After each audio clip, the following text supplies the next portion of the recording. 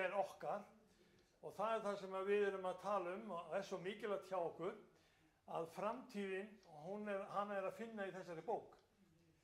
Og það svo stórmerkilegt að vita það að Guð hefur áætlun bæði með þig og mig, með þessa veröld og næstu veröldina. Hann ekki að skapa okkur til þess að við verðum bara eins og einnota umbúðir, verðum bara hér á þessari jörð og síðan búið, síðan bara fleygt og svo verður jafnvel ekki nein endurvinnsla. Guð skapaði okkur til þess að við ættum samfélag við hann í tíma og rúmi og alla eilífð. Og það svo mikilvægur þáttur í kristninni að við skiljum það að Guð hefur þegar sett þessa áætlun í gang að hver sem á hann trúir glatist ekki, heldur eignist eilíft líf. Og eilífa lífið alveg rosalega langt. Ég stend á ákveðnum tímamótum núna, eins og náttúrulega allir gera. Ég gjarnan kallaður Snorri Betel og nefndur því nafni og finnst það bara heiður.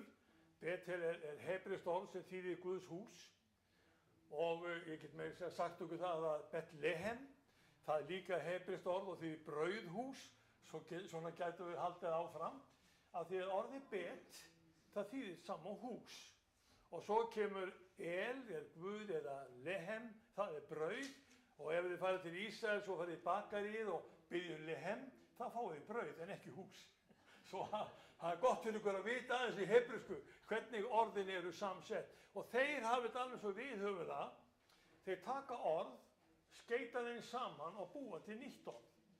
Þess vegna erum við, okkar nöfn, bera þess merki að við berum jafnvel tvenns konar merkingu bara í okkar eigin nafni. En það aldarafmæli sem við höfum núna þessa helgi að Betel var stofnað. Það var stofnað fyrir 100 árum og það fyrsti hvítasunnu söfnuðurinn á Íslandi. Og þetta eiginlega, þetta merkir þetta því leytinu til að við höfum 2 söfnuðir sem hafa verið stofnaðir mjög snemma á síðustu öld.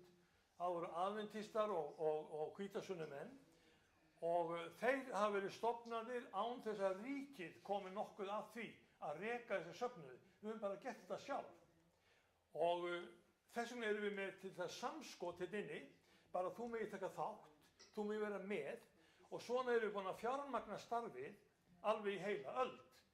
Fyrir 100 árum þá stóðu hvítasunnumenn frammi fyrir því að sveifla þessu orði og tala vilja Guðs og þeir töluðu til íslensku þjóðarinnar meðal annars til að hreinsa hana af spiritisma.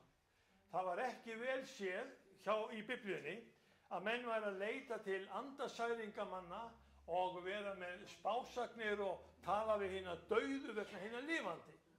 Þetta þótti náttúrulega allt og gróft. Og þetta gerði það verkum að við vorum kallað sértrúar og ofsatrúar og bókstafstrúar, nefndu það. Við fengum alla þessa titla á okkur og við erum ennþá með þessar orður, við erum kalluð alls konar nöfnum. En það var prestur, vinur minn, sem sagði við mig, þá vorum við staddir í Vopnafirði. Ég kendi það fyrstu 2 árin mín.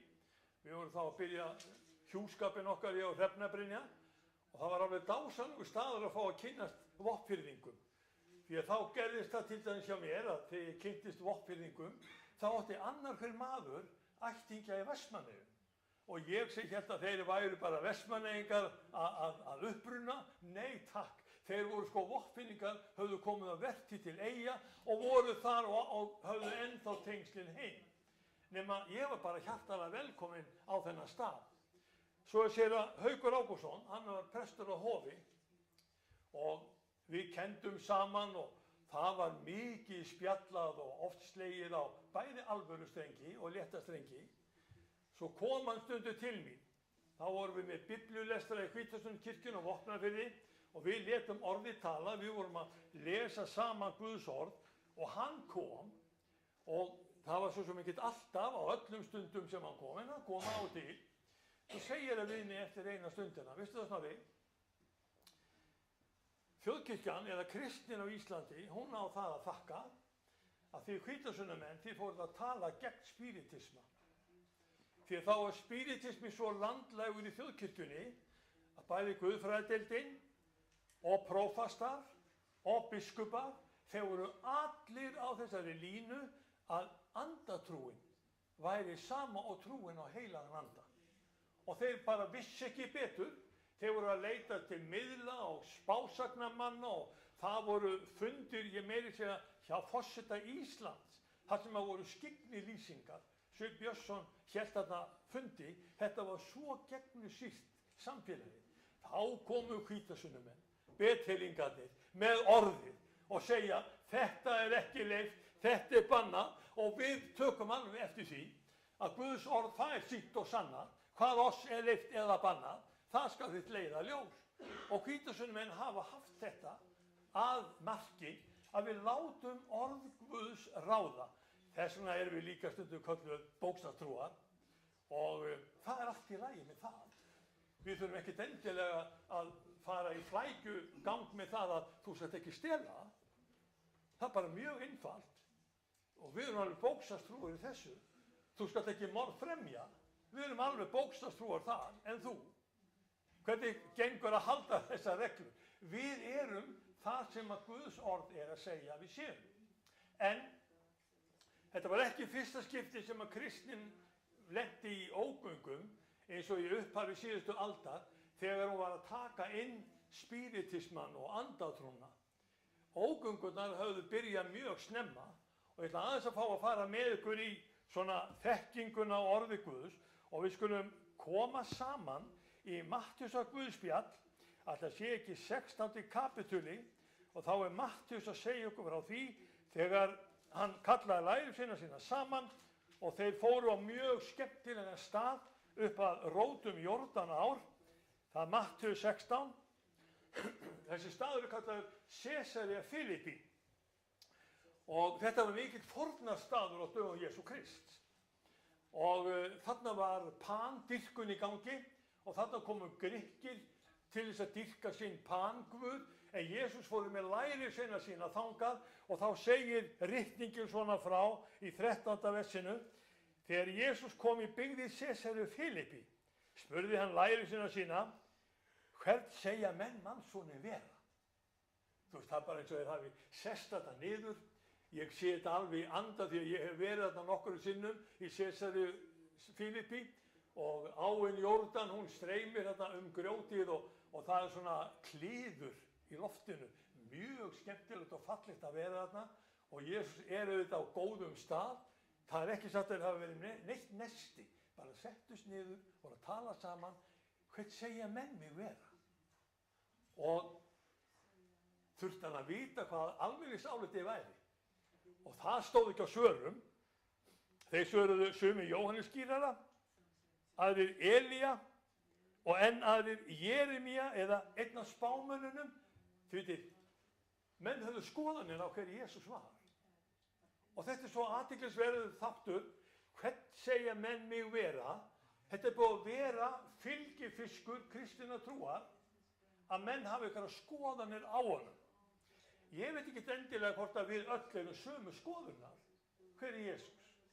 Já, þetta er merkilegu maður. Já, þetta er sögupersóna. Var hann til? Heyri sviðan hjá mörgum. Já, var hann til? Það er eins og sumi lítið á að Jesús Kristur hafi bara verið ævintýra persóna. Og það er ekkert sem er á bakvið þessa sögur, annað heldur bara að fólki trúir þeim. Og Jesús, hann er bara mjög skynsamur maður og hann er búinn að spyrja almenningsálitið. Jú, þú veit Elía eða Jeremía eða einn af spámönnunum og svo segir hann bara, en þér, hvern segir þér mig vera? Og þá vandast nú málið. Lærisveinarnir voru sjálfir spurðir og álit þeirra skipti bara talsverðu máli. Og það er ekki sagt að þeir hafa endilega verið mjög fljótir til svars. En það er bara sagt að Símon Pétur, hann svaraði, þú ert Kristur, sonur hins lifanda Guðs. Þú ert Kristur, sonur hins lifanda Guðs. Hvernig skilur orðið sonur? Hvernig er hann sonur Guðs? Erum við ekki öll sýnir Guðs og börn Guðs? Því var hann eins og við, bara gerður af leiri jarðar búinn til, eða var hann sonur, getinn af heilugum anda, fæddur af Maríu mey, píndur og dögum Pontiusa Pílatusa, krossfestur, dáinn, grafinn, reis upp á 3. degi og svo framvegis. Þið vitið, þetta í trúarjátningunum okkar að hann var þar sannarlega sonur Guðs. Og Jóhannes, hann segir í upphafi var orðið var hjá Guði og orðið var Guð. Hann var í upphafi hjá Guði. Og þá bara að vísa til þess að Jesús Kristur, hann átti fortilveru, hann var á undan sköpuninni, hann var á undan því sem að við sjáum í kringum okkur og hann verður líka á eftir. Þegar þessi sköpun er horfin, þá eru Jesús Kristur til. En þú. Og þá eru komin að þessu mikilvæga atriði. Sá sem trúið því að Jesús Kristus er sonur Guðs, það er sáluhjálpleg trú. Hann verður fyrir bragðið hólpinn og fær eilíft líf. Því svo elskaði Guð heiminn, vitið. Hann gaf son sinn eingetinn til þess að hver sem á hann trúi glatist ekki, heldur hafi eilíft líf. Nú er þannig að síðasta ár þá erum við líka að halda upp á mjög merkilega tíma og það er tími sem við kannski ættum aðeins að rifja upp og mér langar til þess að taka nokkra mínútur í þetta til að rifja þetta upp fyrir okkur hér vegna þess að það voru 1700 ár á síðasta ári frá því að við fengum þessa sterku játningu sem er kölluð Níkejátningin. Ég veit ekki hvort þið eru áskrifundur að Bjarma. Ég sá þetta í Bjarma daginn. Það var að tala Níkejátninguna. Ég veit ekki hvort að þið kunnið hana utan að. Er eitthvað sem kann Níkejátninguna utan að? Þið þurfið ekki að kunna hana utan að, en hún er stórmerkileg. Þið getið fengið hana hjá mér hérna á eftir.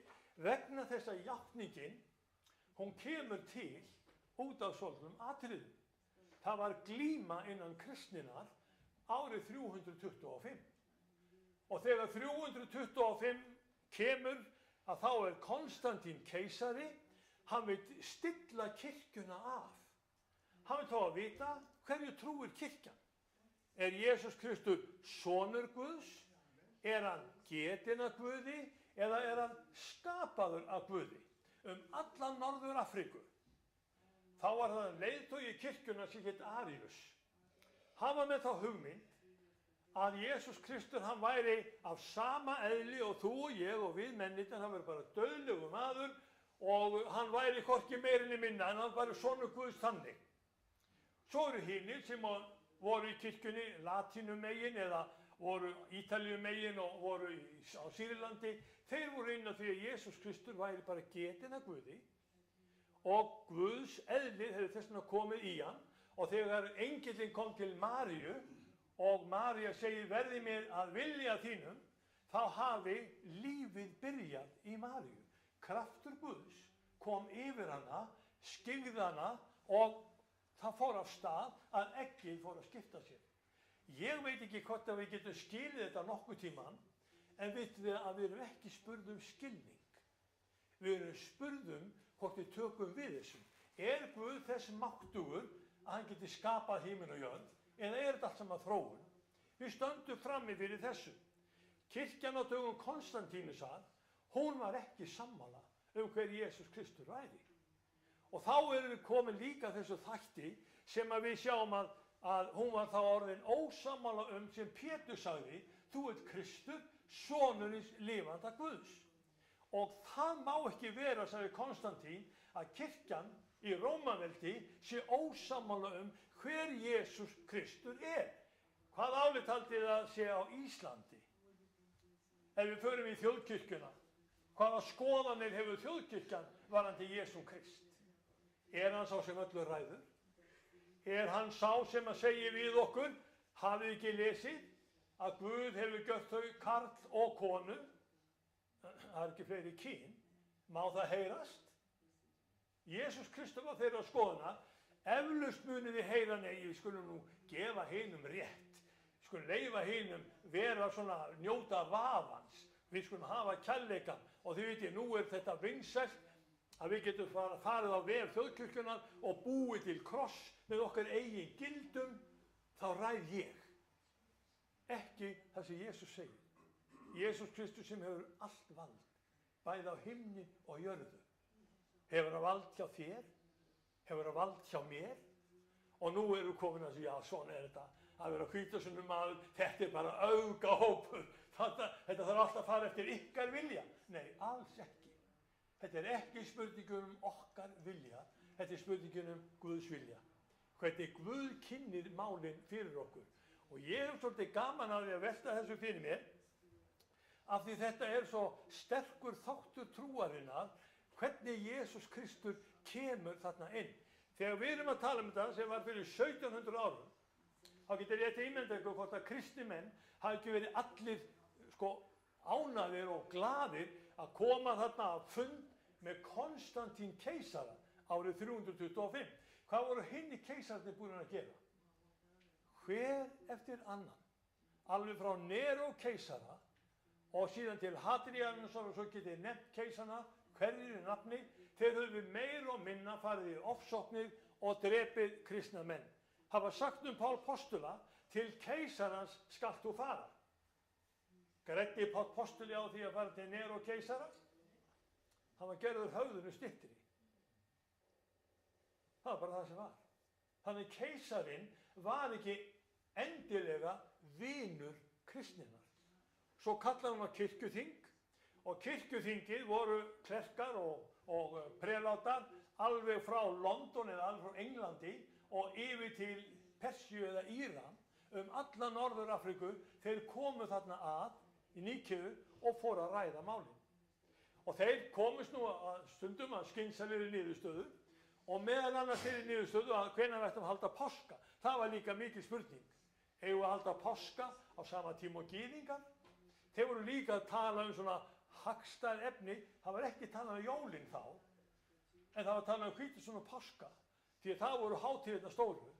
En svo kom niðurstaðan, og niðurstaðan var þessi Níkeu-játning, sem segir svona, ég trúi á einn Guð, föður almáttugan, skapara himins og jarðar, allsins sýnilega og ósýnilega, og einn drottinn Jesúm Krist, Guðs einkason, sem föðurnum fæddur frá eilífð, Guð af Guði, ljós af ljósi. Og takk eftir þessari setningu, Guð af Guði. Og hér komin játningin, svo sama, og Pétur sagði við Jesúm Krist, við sérsæði við Filipi, þú ert sonurins lifanda Guðs, Guð af Guði. Og þar við stödd sem kristina trúar. Ef þú vilt vera rétt trúaður, þá kemur með þessa skoðun hérna inn. Skiptir þetta máli? Það svo athyglisvert hvernig við sjáum hvaða áhrif orðið hefur þegar við förum að taka mark á hvað orð Guð segir. Fyrsta boðorðið sem gyðingum var gefið, það vantaði ekkert Guði á dögum Móse eða dögum Ísraelsmann eða Abrahams og Ísak. Það voru alls konar Guði til. En þegar við komum að því að Guð almáttugur kynnir sig fyrir Móse, þá gaf hann honum fyrsta boðorðið, ég drottinn Guð þinn, sem leiddi þig út af Egyptalandi, þú skalt ekki hafa aðra guði en mig. Seinna meir, þegar unglingurinn kom til Jesú og spurði hvert væri æðst boðorða. Og þá sagði Jesús, hvað lest þú? Æðst boðorða, já, drottinn einn, hann Guð, þú skalt ekki hafa aðra guði. Satt segir þú. Drottinn Guð einn, þú skalt ekki hafa aðra guði, þetta æðst boðorðana, svo næsta boðorð, elska skaltu náungan eins og sjálfan þig. Þannig að það fyrst Guð, síðan náungin. Og þegar við förum að raða þessum málum svona niður, þá virðist mér þetta vera þannig að þetta hornsteinn í góðu, kristilegu og gyðinglegu siðferði. Það rétta myndin af Guði sem við setjum inn í hausinn á okkur. Þegar Guð, faðir okkar og skapari æðstur og við höfum myndina í hug okkar, þá eins og siðferðisreglurnar fara að raða sér upp aftur. Við förum ekki að breyta þeim. Við förum ekki að rugla þeim. Við förum ekki að eyðileggja þær. Við látum Guð ráða. Hann hinn almáttugi og svo merkilegt sem það nú þá eru við manneskjurnar eins og gerðar þannig að siðferðið okkar þarf að stillast af. Það ótrúlegt í hverju menn geta lent. Það ótrúlegt hvað geta verið siðferðilega blindir. Hvernig fáið lækningu við því? Það var rétta mynd af Guði. Þú skalt ekki hafa aðra Guði en mig. Og við tökum mark á þessu stórkostlega orði sem að hafði þau áhrif að til dæmis kirkjuþingi í Níkeu, það kemur út sem skynsum stofnun vegna þess að þeir byrjuðu á því að segja Guð einn. Hann þríeinn. Skiljum við endilega þrenninguna? Nei, ekki endilega. Við getum ekki endilega útskýrt allt. En þó vitum við, Mattheus talar þetta, þegar Jesús Kristur skýrður, ef að koma aðeins í Mattheus og Guðspjall, 3. kapitula, og þá komum við að athöfninni, þegar Jesús Kristi dýft niður í vatnið. Það vers 13, og það kannski aðalega 16. versi 3:16 í Mattheusi, sem skiptir máli. Þá kemur Jesús frá Galileu að Jórdan til Jóhannesar að taka skírn hjá honum. Jóhannes vildi varna honum þess og sagði, mér þarf að skýrast að þér og þú kemur til mín. Jesús svaraði honum, lát það nú eftir, þannig ber okkur að fullnægja öllu réttlæti. Og hann lét það eftir honum. En þegar Jesús hafði verið skýrður og hann steg jafnskjótt upp úr vatninu, að þá opnust himnarnir. Og hann sá anda Guð stíga niður eins og dúfu og koma yfir sig og rödd kom af himnum, þessi minn elskaði sonur sem ég hef velþóknun á. Jesús nýkominn upp á vatninu, rennandi blautur, átti til að þurrka sér því að vatnið hafi umlukið hann allan. Heilagur andi kemur yfir hann sem dúfa og svo kemur röddin af himnum. Skiljum við þríeinan Guð, að hann var þarna einn, Jesús, heilagur andi og Faðirinn. Þetta það sem að þau sáu í Níkeu, en menn voru ekki allir saman. Þeir voru líka inn á því að það var eitt og annað til sem að þurfti nú að kannski að útskýra öll betur, og Arius frá Norður-Afríku, hann trúlega frá Líbíu, hann var meira sér löðrungaður á þessu þingi vegna þess að hann var svo þrjóskur. Hann vildi ekki viðurkenna að Jesús Kristur væri Guð, getinn af Guði. Hann væri nákvæmlega eins, nákvæmlega eins og Jóhannesar Guðspjalli segir að vera. Að hann var í upphafi var orðið og orðið var hjá Guði og orðið var Guð. Hann var í upphafi hjá Guði. Og þessi setning, þessi kenning í Jóhannesi 1 bendur okkur svo ríkulega á hvernig tengingin við Jesúm Krist og Guð almáttugan, og þess vegna segjum við skamlaust. Og við erum ekkert að hika við það að segja, þegar Jesús Kristur dó, þá var það Guð sem lagði sjálfa sig í sölurnar fyrir þig og fyrir mig. Þegar Jesús Kristur fæddist, þá var það Guð sem steg inn í mannlegan heim. Það var Guð sem gekk á meðal okkar, og það er Guð sem kemur með sinn heilaga anda yfir okkur, yfir þessa stundi sem við erum með, svo við mögum vexa með hann og tilbyrja. Og við mögum vita það að vængja þýtur heilags anda, hann megi líka komið við þig og mig. Er þetta vont fyrir okkur í Keflavík að heyra þetta? Er þetta slæmt fyrir Ísland? Er þetta hættulegur boðskapur sem við þurfum helst að gera eins og Þorgerður Katrín gerði? Hún skrifaði kristifræðina í burtu frá grunnskólanum. Jú, þá voru ekkert allir sammála því að við kennarar værum að leiða börnin í bæ. Ég man það svona 1979. Ég var að kenna 10 ára börnum. Við varum heim í Vestmannaeyjum. Ég var þá líka þekktur sem Snorri Betel. Á hverjum einasta morgni þá byrjum við með faðir vor. Og það var möglunarlaust. Allir fórum með faðir vor og við báðum Guðum að blessa þennan dag. Svo kallar skólastjórinn í mig og segir, heyrðu, það nú verið að kvarta yfir þessu bænakvaki hjá þér. Jæja, segir ég, er það eitthvað almenn kvartu? Nei, ég sagði bara við þennan föður, veistu það, þetta er bara alsíða hjá okkur í barnaskóla Vestmannaeyja, að kennarar, þeir leiða börnin í bæn og byrja daginn með bæn. Já, segir hann. Ég held að þetta væri bara sér trúnaður eða átrúnaður hjá þeim í Betel. Við fórum bara með faðir vor. Bænina sem Jesús kendi okkur.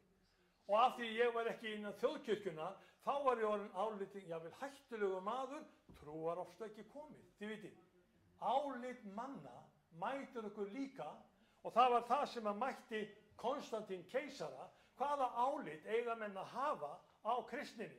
Eigum aðeins að lesa meira, hvað er sagt við okkur? Guð af Guði, ljós af ljósi. Svo segir hann, fyrir hann er allt skapað. Takk fyrir, þú líka. Við erum sköpuð fyrir hann. Hefur hann rétt á að gera ykkur kröfur á okkur? Má hann segja við þig, heyrðu drengur minn, komdu og vertu eins og ég vil á sér. Heyrðu strákur minn, komdu og sestu hjá minn og ég kenna þér. Og Jesús Kristur, hann tók læri sína svona út úr mannfélaginu til þess að kenna þeim að vera eins og hann er. Vegna voru mannana og voru að sáluhjálpar, steiga niður að himni, klæddist holdi fyrir heilagan anda að Maríu mey og gjörðist maður. Hann var á krossfestur fyrir oss á dögum Pontiusar Pílatusar, píndur og grafinn. Hann reis upp á þriðja degi samkvæmt ritningunum, og takk eftir, samkvæmt ritningunum. Þetta er nákvæmlega eins og postuli leggur málin fyrir okkur í 1. Korinthubréf 15. Hann dó samkvæmt ritningunum, hann kom samkvæmt ritningunum, spámennirnir, þeir höfðu rétt að mæla, og þetta var allt samkvæmt ritningunum. Hann reis upp á þriðja degi samkvæmt ritningunum og steig til himna, situr við hægri hönd föðurins og mun aftur koma í dýrð að dæma lifendur og dauða. Og það er ekki alveg komið kannski að þessu, þetta gæti bara orðið á morgun. Við vitum bara ekki hvenær við þurfum að mæta frammi fyrir dómstóli drottins. Og ég man eftir því þegar Harmageddon bræður, þeir voru með sjómannsþátt og útvarpsþátt, þeir fengu séra Bjarna Karlsson í viðtal við sig. Og þeir voru með meiklaðar spurningar, og þá eru þungar ásakanir búin að koma á séra Ólaf Skúlason. Og þá segjaði við Bjarni, segðu okkur, hvar er Ólaf Skúlason núna? Hann var dáinn. Og Bjarni náttúrulega átti engan veginn von á þessari spurningu. Hvar er Ólafur Skúlason núna? Auðvitað stóð Ólafur Skúlason bara frammi fyrir hásæti drottins. Auðvitað stóð hann frammi fyrir dómstól hans. Auðvitað þurfti hann að gera upp líf sitt við Guð almáttugan, alveg eins og þú og ég. Hvernig ætlar þú að vera á þeim degi þegar við stöndum frammi fyrir Guði almáttugan, skapara heimins og jarðar? Hvað ætlar að segja? Ætlar að segja, ég er nú búinn að fá fálkaorðuna, sko. Ég er nú búinn að vera nokkuð góður því til. Nei, það verður ekkert að þessu gilt. Það verður aðeins hægt að segja, ég stend hérna bara frammi fyrir þér með vini mínum, syniðinu Jesú, og taka sinni öxlina á honum. Vita það, af því að ég er með Jesú Kristi, þá er hann minn árnaða maður, frelsari, lausnari. Þess vegna eigum við aðganga föðurnum. Þá mun bara heyrast gott og góð og trúi þjótt. Yfir litlu varstu trúr, yfir mikið munið setja þig. Og hvað þýðir þetta þegar trúarjátning í Níkeu er farin að bergmála í gegnum 1700 ár? Að við vaktum einu sinni í vanda, þeir reyndu að hreinsa vandan, en það var líka vandi fyrir 100 árum á Íslandi. Það er ennþá vandi hjá kristninni á Íslandi. Hverju eigum við að trúa? Hvað eigum við að segja? Eigum við að taka mark á ritningunni? Eða höfum við bara höfundar réttin til þess að breyta henni eins og mér hentar? Ef þetta fer allt saman eftir mínu vilja, er ég þá ekki sértrúar? Er nokkur annar sammála mér? Og þar stöndum við, höllum fæti. Ef þetta alltaf fara eftir okkar vilja og mínu vilja, þá er orðin sértrúar, við eigum að fara eftir hans vilja. Segjum við ekki í Faðirvorinu verði þinn vilji, svo jörðu sem á himni. Má það vera? Það er oft á tíðum sem við þurfum bara hreinlega að viðurkenna það, að við höfum bara ekki stjórn og við höfum ekki ráð á hlutunum. Við vitum ekki alveg hvernig morgundagunum verður. Það þarf góða stjórnendur í bæjarfélögum á Íslandi, ekki satt?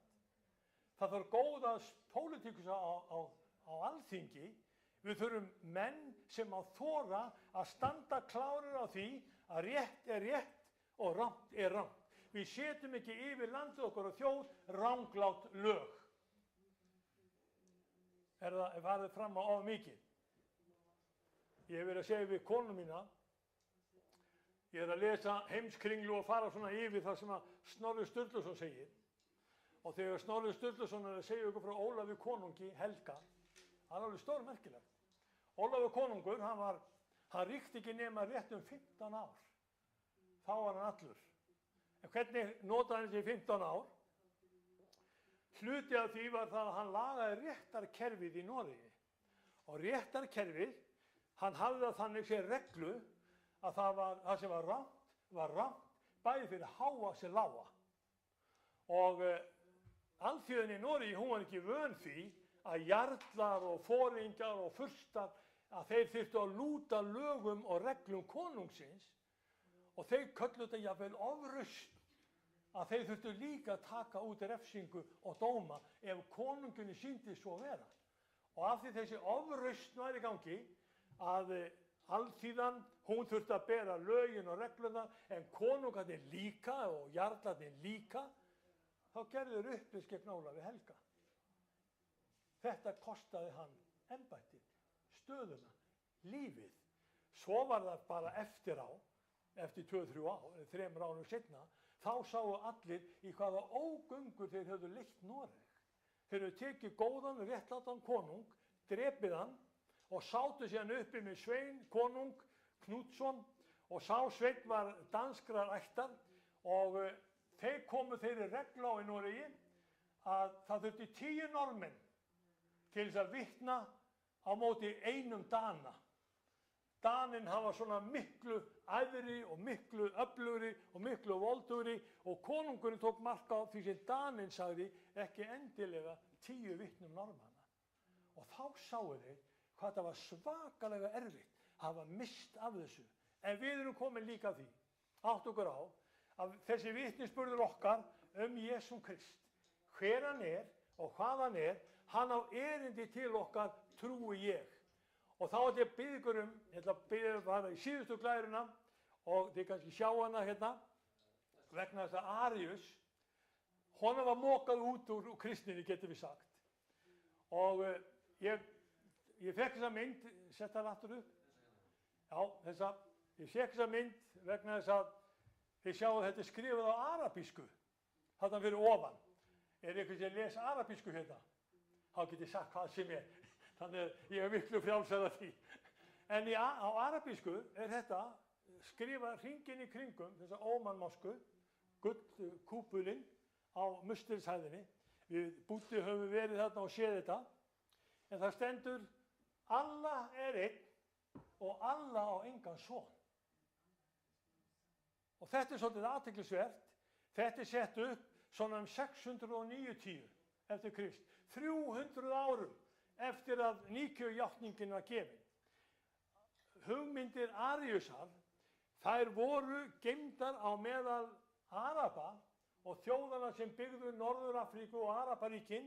Þau voru þannig að ennþá var Jesús Kristur bara sonur Guðs eins og hver annar maður, skapaður af Guði að leiri jarðar, og þess vegna eru múslimar. Þeir eru með þessa kenningu sem var mokað út úr kristninni á dögum Níkeu-játningarinnar, 325. Hvað ætli sé annað í gangi á Íslandi? Það er heilt trúfélag sem kemur frá Ameríku og vottar Jehóva. Þeir eru alveg sama sinnis og múslimar, að Jesús Kristur er ekki sonur Guðs, hann er ekki getinn af Guði, hann er ekki Guð af Guði, nákvæmlega í þversögn við það sem Biblían er að segja okkur. Jesús Kristur er sonur Guðs, getinn af Guði, Guð af Guði, enda hvert fór hann þegar hann steig upp til himins? Hann fór til himins og hann situr við hægri hönd föðurins og kemur þaðan til að dæma lifendur og dauða. Og eigum aðeins að klára trúarjátninguna. Á ríki hans mun engin endir verða. Og heilagan anda, drottinn og lífgjafan sem útgengur af föður og syni, og með föður og syni er tilbeðinn og ávallt dýrkaður og mælti af munni spámanna og eina heilaga almenna apóstola kirkju. Ég játa að ein sé skírð til fyrirgefningar syndana og vænti upprisu dauðra og lífs hinnar komandi aldar. Við kannski stöndum á þeim áramótum að þeim komandi öld, hún gæti runnið upp á þessu ári. Ég veit það ekki. Ég er ekkert endilega að negla það niður. Ég þykist ekkert vita neitt betur heldur en aðrir menn. En framtíðin er svona hjá okkur. Við vitum að þessi trú á Jesú, hvaða hugmyndir við höfum hann, þetta er sáluhjálpleg trú. Jesús Kristur er sonur hins lifanda Guðs. Heyri amen. Og náð drottins Jesú Krists, kærleiki Guðs og samfélag heilags anda veri með ykkur öllum í Jesú nafni. Við skulum rísa á fætur, við skulum biðja aðeins saman. Drottinn, þakka þér fyrir elskaði Herra, við viljum taka á móti einu gróðursetta orði. Við viljum taka á móti þér af því þú ert sonur hins lifanda Guðs. Og takk Drottinn minn og þú hjálpa okkur til þess að við höldum réttum skilningi og réttri mynd í hug okkar, því eins og þú ert Drottinn minn, þannig er Guð. Og eins og Guð er, þannig ert þú. Við viljum játa þig, við viljum lifa þér, við viljum að þú verið Drottinn, hinn heilagi frelsari í okkar lífi. Heyri amen við þessu. Megi Drottinn sannarlega vera með ykkur og blessa ykkur ríkulega og hann Kitti ætla núna að taka við og það getur vel verið að hann komi ykkur á rúsinu í pilsvendanum. Gjörðu svo vel Kitti mín. Amen. Ester mín, þakka þér innilega fyrir að hafa verið að þýða mig. Þetta er svolítið erfitt. Já.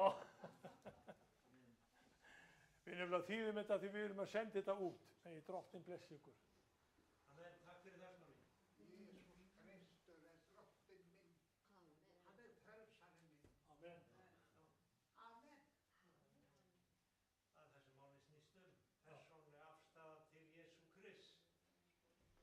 Í vinnunni var sagt um mig hérna í gamla daga, ég var einhvern veginn að tala við einhvern Drottinn og þá segir eitt vinnufélagi minn við mig, já, presturinn sér þetta fyrir mig. Annar vinnufélagi spurði mig, hann vissi að ég var hérna niður frá leiti þessa kirkju og hann sagði, hvernig getur þú verið prestur og ekki með skegg? Þannig að það er svo margar hugmyndir kristna trú en þetta snýst allt það að ég trúi sjálfur. Ég get ekki trúa fyrir aðra, þú getur ekki trúa fyrir aðra, en þetta er spurning að ég vilji fylgja Jesú Kristi. Amen. Þú syngja einn lítinn kór, það er kaffi hérna og vöfflur og rjómi uppi og eftir. Já, það lifnar yfir mörgum. En syngjum hérna bara, syngja hérna aftur kórin Power and honor we give unto you.